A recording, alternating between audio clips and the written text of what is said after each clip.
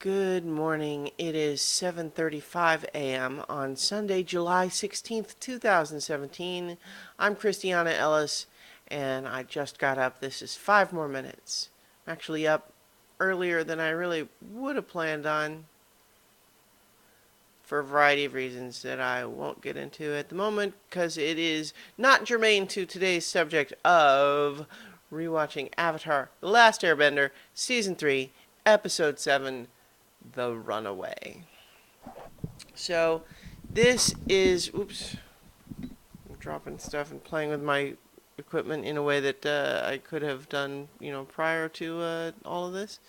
Um, this episode is another episode that you could probably call kind of a filler slash character development episode, this time for Toph, where we've had a couple of these so far this season. We could say the Painted Lady was probably one for Katara.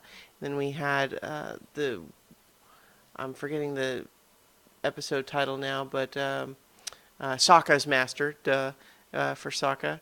And giving some of these episodes, instead of moving the main plot forward, we're taking a little time to build these characters, give them a little bit of a space to develop because these kids have been through a lot, and it only makes sense that they would, not remain static during all of this.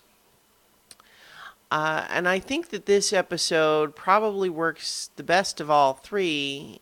Not that those other two don't have good stuff in them, but this one, I think, has some interesting stuff going on that ties more into the group dynamic. Like, for example, the Sokka's Master episode was definitely all about Sokka's desire to contribute more to the group, and I suppose it dealt with how the others feel about Sokka's role in the group, but it was also something where feeling inadequate was really more in Sokka's head than it was something that was felt by the others. Whereas this one, I guess what made this one feel a little bit more weighty to me is the fact that this tension between Katara and Toph has kind of been on a low simmer ever since Toph joined the group. I mean, we recall way back when Toph first started teaching earthbending to Aang, there was tension at that time too, where Katara felt like Toph should be contributing more to working around the camp and everything, and Toph is basically saying, I left my whole life to teach earthbending. Is that not enough for you? And so having that be somewhat resolved, but in a way that it makes sense that these sort of everyday frustrations would continue to build just because Toph and Katara are, in relation to each other, they are that perfect combination of very different and also very similar, right? They have their different ways of doing things, but both share their stubbornness about doing it the way that they think is right. Slurping tea into the microphone. So, basically, this is one of the very rare episodes. In fact, I'm not sure I can think of another that begins with one of those cold opens where it's like, oh gosh, let's show something terrible that we can't imagine our characters would ever do. And then flashback 3 days earlier. Yeah, I think there's a reason they don't do that very often, just because I feel like it's a little bit hacky. I don't want to overstate that, but it's more just a matter of that's an overused trope, and I think the show has established its storytelling voice well enough at this point, and the characters well enough that it kind of just sets up. The only way that device works is if we really believe that it's possible that might be real.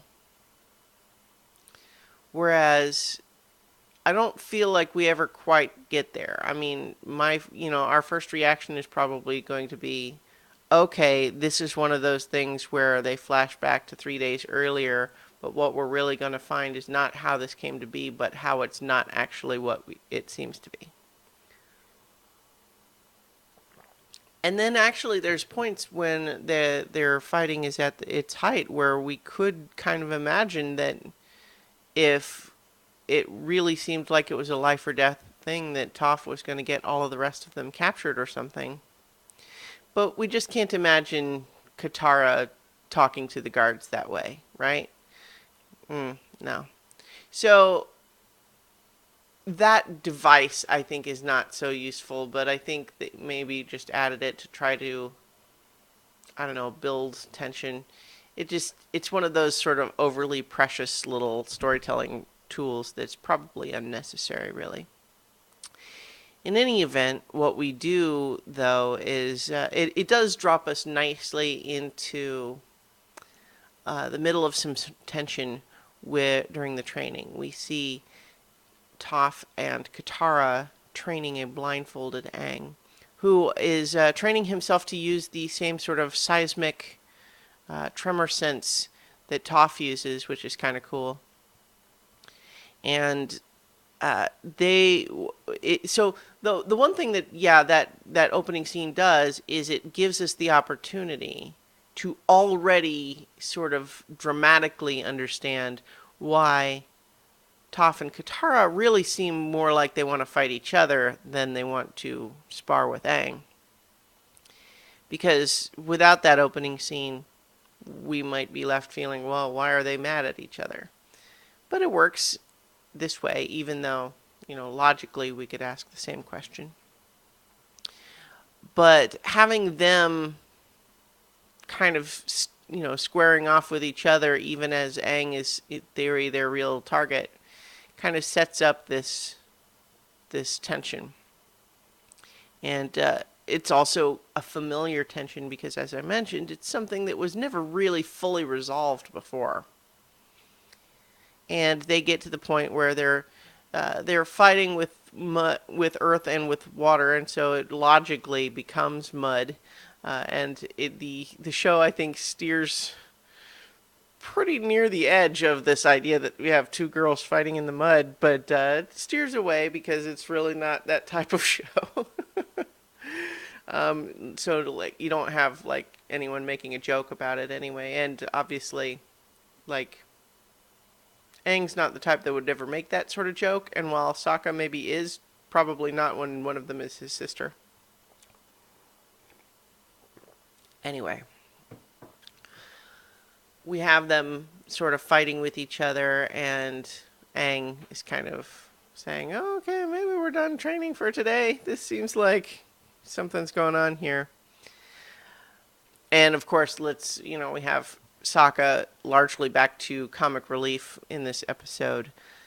He's, it's not really his story for this episode, but, pretty much everything he does in this one, although it does have utility elsewhere and payoffs, mostly what he's doing is being silly. So, the yelling out sneak attack before he's running in, it's a gag, right?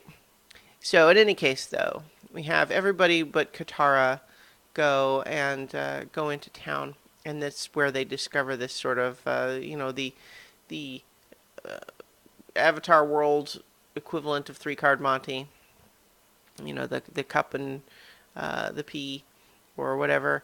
And so the idea that Toph is able to sense where the little pebble is, to not only be able to detect that the guy is cheating, but also to cheat the cheater, as she says.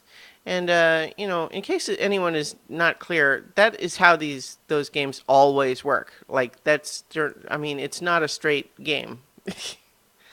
If anyone is actually putting that game out there, for real, and trying to play it without cheating, that's dumb. Why would you do that? It's the sort of thing you only do if you're cheating. So just in case anybody was unclear about how that game works. But in any case, the idea that they could cheat this cheater and win some money the first one seems relatively harmless, but of course, the fact that Toph immediately is willing to put up Sokka's sword for the bet, like, we're confident that she can do what she says she can do, but that's a little bit presumptuous, right? I mean, Sokka just went through a lot to get that sword, so he didn't really even volunteer it. She just took it away from him, and he didn't protest, probably because he trusts Toph to be able to win. But I think that's our first indication that she's playing a little fast and loose here. In any event, though, they win and they get enough money to buy, all the food they want, which is great. But Katara, says, well, hey, where'd you get all that? And she's concerned about their approach. And it's a balanced thing, because on the one hand, we can say, yeah, cheating a cheater. This guy was not especially a good guy. He was scamming other people. He thought he was going to scam Toph. So taking his money doesn't feel particularly like a moral hazard. But at the same time, it's interesting that Katara's objections throughout are not really about the morality of whether it's right or wrong morally to do these scams.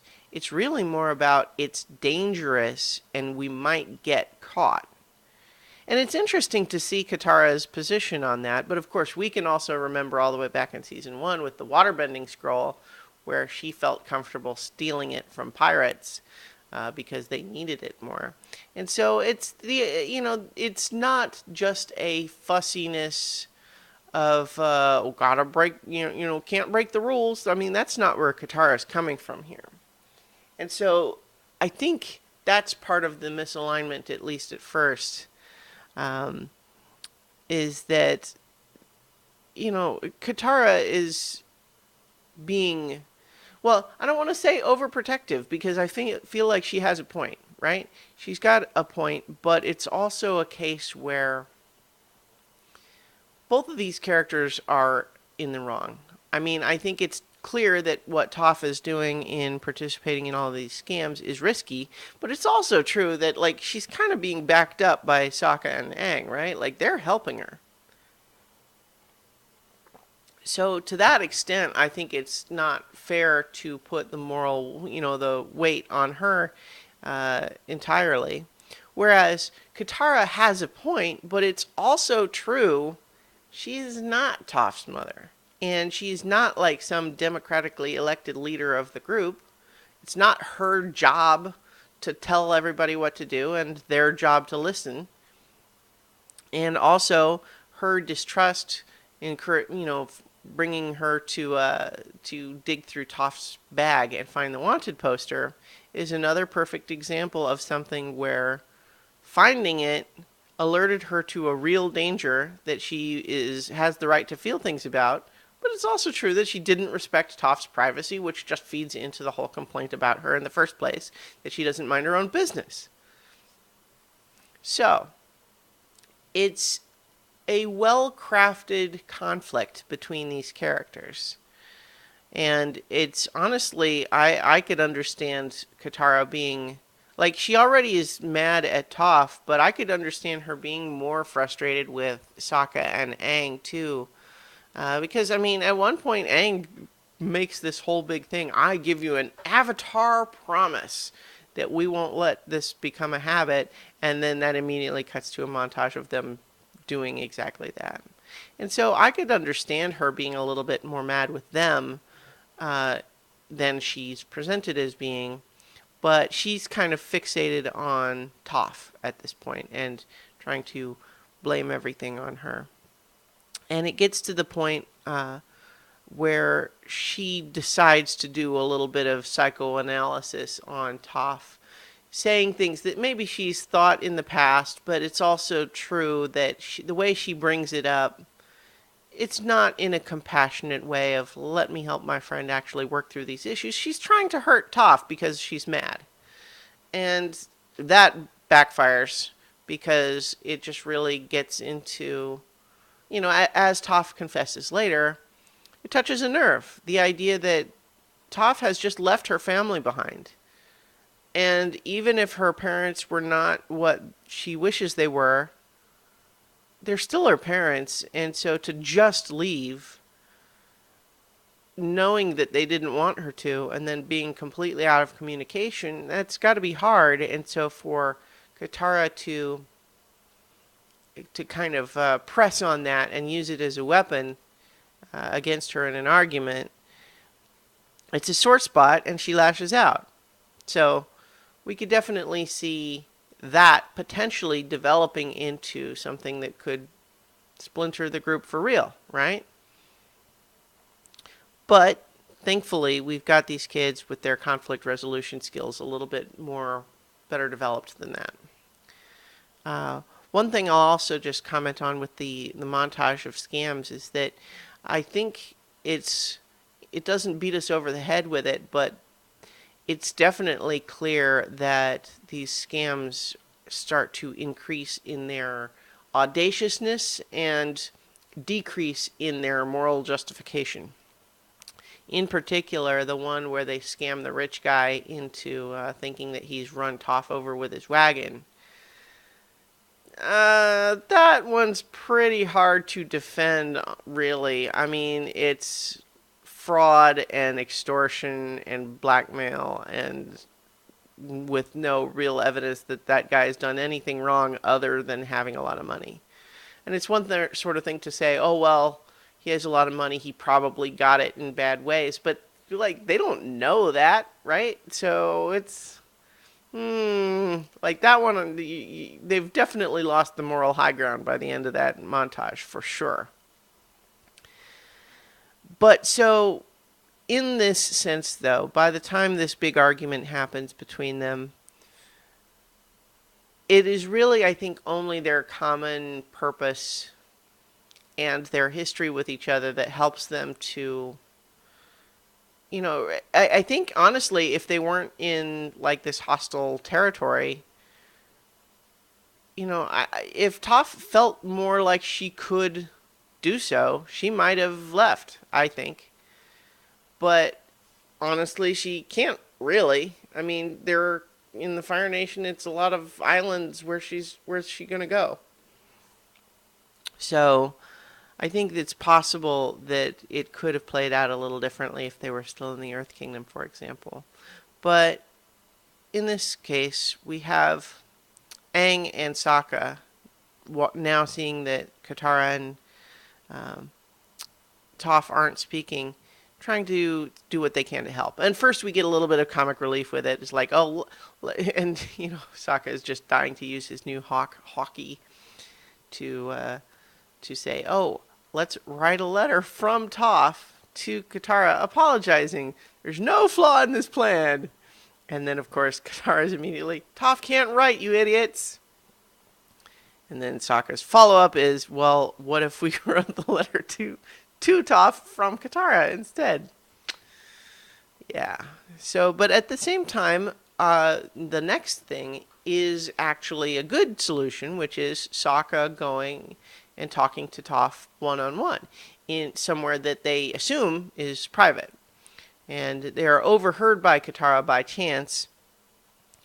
But we get a nice moment for both of them there, in the sense of Sokka basically going to Toph and saying, you're right about what you say about her, that she does act motherly, she does act protective, she does act bossy and in charge. So you're not wrong that she's like that.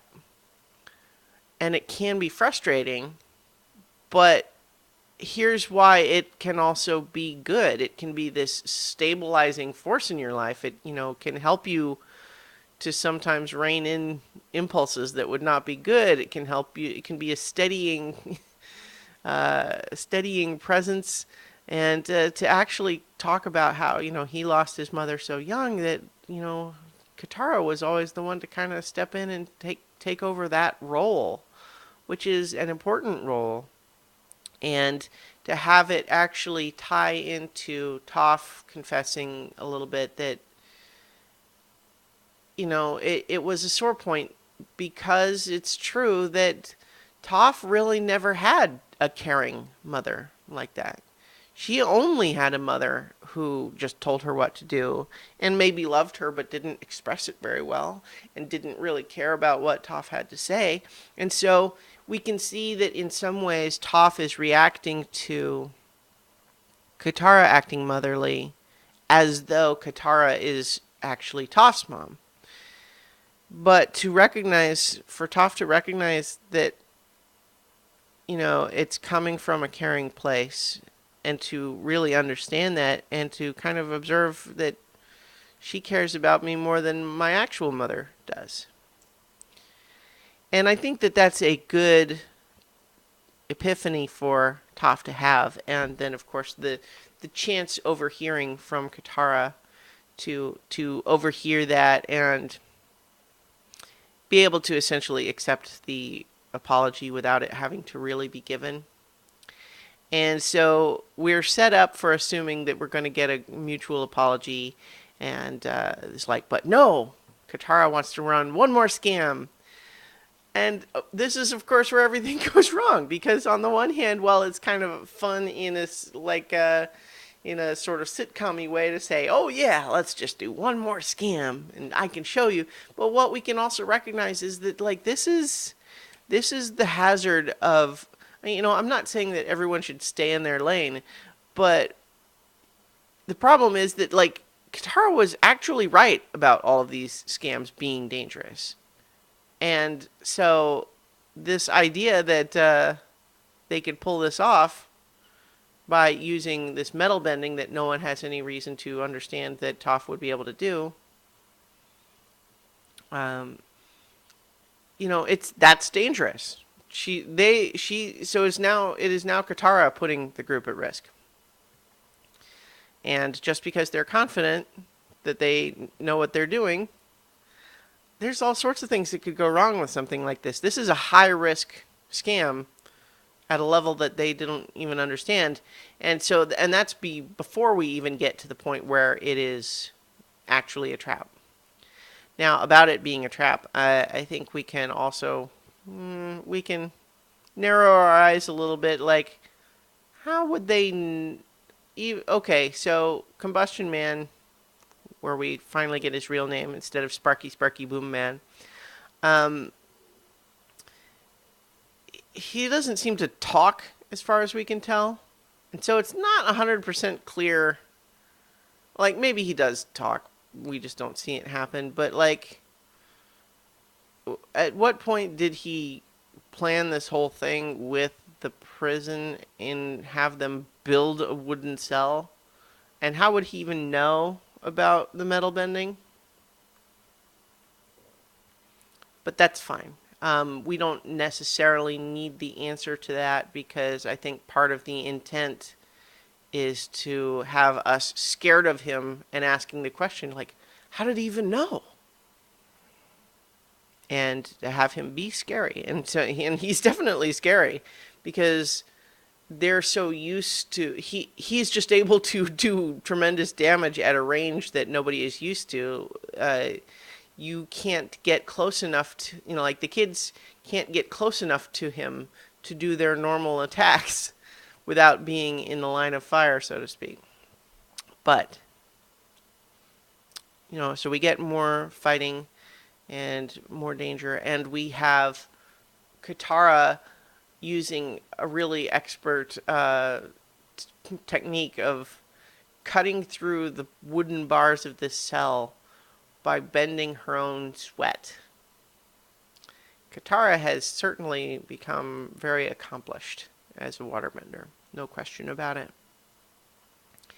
So having them, manage to escape, but having the recognition in the jail cell of, Katara having her own kind of moment of confession, of just like, I don't want to be the motherly one. I don't want you to think of me that way. I wanted to show you guys that I was fun too, but it's also kind of like, maybe you need to find things that are less risky when you want to be fun. You can be fun in other ways.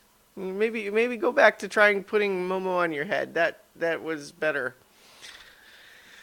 Anyway, so we get more fighty with the Combustion Man, and having them accidentally disrupt his abilities by having the pebble hit him right in his little third eye thing was sort of a lucky break, but also they know a weak point now, and it seems to disrupt his ability.